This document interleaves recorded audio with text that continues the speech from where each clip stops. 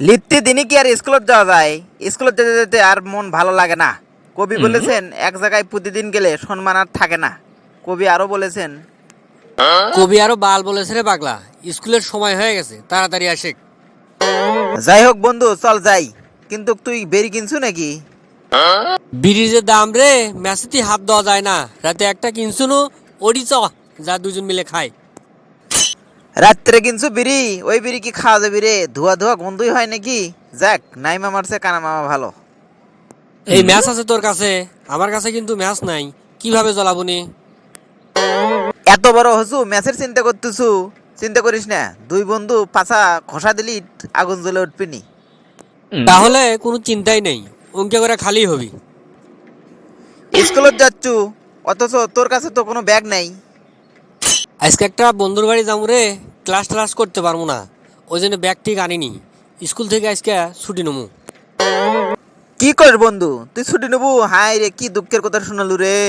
বাড়িতে এমনি আমাকে যে কোবান দেয় বাপ মা স্কুলত যাওয়ার জন্য, আবার স্কুলত ঠান্ডু মাস্টারও সেই কোবান দেয়। সেই জন্য আমি ভাবলাম তুই থাকবো নি, দুইজনে একসাথে থাকবো নি। ঠান্ডু মাস্টার যে কোবান কোবাই, দুইজনে তো সেই কোবান কোবালো নি। এখন তো টাইম লে শুধু আমাকে কোবাবি। টেনশন করার কিছু নাই, আজকে তুই কোনো মধ্যে স্কুলটা পার করে আয় যা। আজকে যে আমার কি হবি রে, এখনই বুক টুক কাঁপিচ্ছে। কি যে হবি আল্লাহ ভালো জানে। এই তোর বুক টুক কাঁপবি না, চ স্কুলের পিছনে চ, তোর ওষুধ আমার কাছে আছে, তোকে আজকে বিড়ি খেলাম। তোর ওই সিটেনে বেরি খাওয়া লাগবি? তুই তো সিগারেটেও খিলার পাবো না। তোর ওই বেরি না খাই ভালো। এই চ, আজারে পেঁচাল পারিস না, এমনিতেই স্কুলে যাওয়ার দেরি হয়ে গেছে। আজকে আবার 10:30টায় ক্লাস, ঠান্ডু মাস্টারের ক্লাস আছে, তোকে আবার হাতে হারকিন আর পাছায় বাস দিয়ে রাখবিনি। ঠিক আছে চ, তাড়াতাড়ি পাও চলা, তাড়াতাড়ি স্কুলে যাই।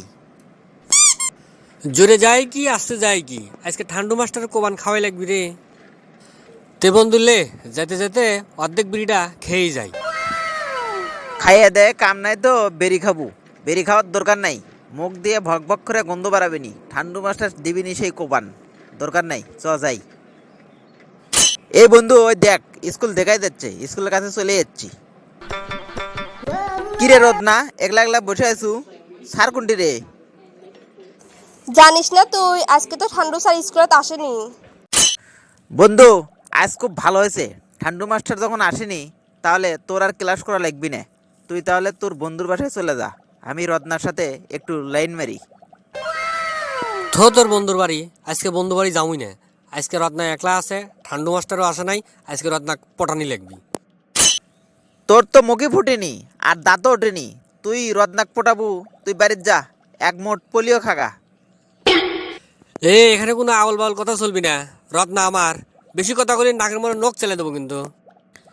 সি বন্ধু সি, তুই এই কথা কর ফেলু, তোর থেকে আমি এই কথা আশাই করিনি গে। কাশেমের দোকানের ঝাড় দেওয়া বিড়ি 1 কেজি তোকে আমি খিলেছি, আর তুই আমাকে এই কথা কর ফেলু? কাশিমের দোকান তো গতকালই খুলছে, তুই 1 কেজি বিড়ি কোথায় পালিও? ও বন্ধু, মনে আসিল না রে, ভুলে গয়ে হেল দিছি। কিন্তু শোন, রত্না কিন্তু আমার, তুই রত্নার দিকে চোখ দেবু না। হে লেকচার কম স্যার, তোকে একবার পুকুরের নামাছিলাম মনে আছে? তখন আমি ছোট আছিলাম রে, এখন আমি বড় হয়ে গেছি। বেশি কিছু করিস না, বেশি কিছু করলে কিন্তু তোকে পুঁতে হাল দেবো। তাহলে চলে রত্নার কাছে যাই, রত্না কাকে ভালোবাসে সেটাই আজকে শুনবো।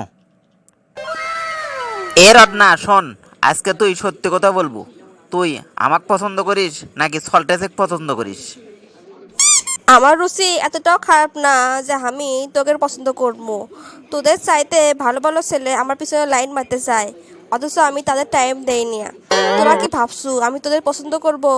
বাড়ি গিয়ে নিজেদের চেহারা আয়নায় দেখিস, তারপর মেয়েদের পিছনে লাইন মারতে আসিস। হাই রে রত্না, এটা তুই কি করলু? তোর মুখ থেকে হাঁ কথা শোনার জন্য সল্টেসের সাথে কতই না খারাপ ব্যবহার করলাম, আর তুই সেঁকা দিয়ে বেকা মেনে দিলু। এইটা তুই ঠিক করলু না রত্না। আমি তো ঠিক মতো পড়ি না, তোর আশায় স্কুলে আসি, আর তুই সেটাও বন্ধ করে দিলু। এইটা তুই ঠিক করলু না রত্না। এখন রাস্তায় রাস্তায় ঘুরে বেড়ান লাগবি, দেবদাস হওয়া ছাড়া আর কোনো পথ দেখতে পাচ্ছি না। তুই রাস্তায় ঘুরবো নাকি প্লেনে চড়ে ঘুরবো সেটা তোর ব্যাপার, তাতে আমার কি?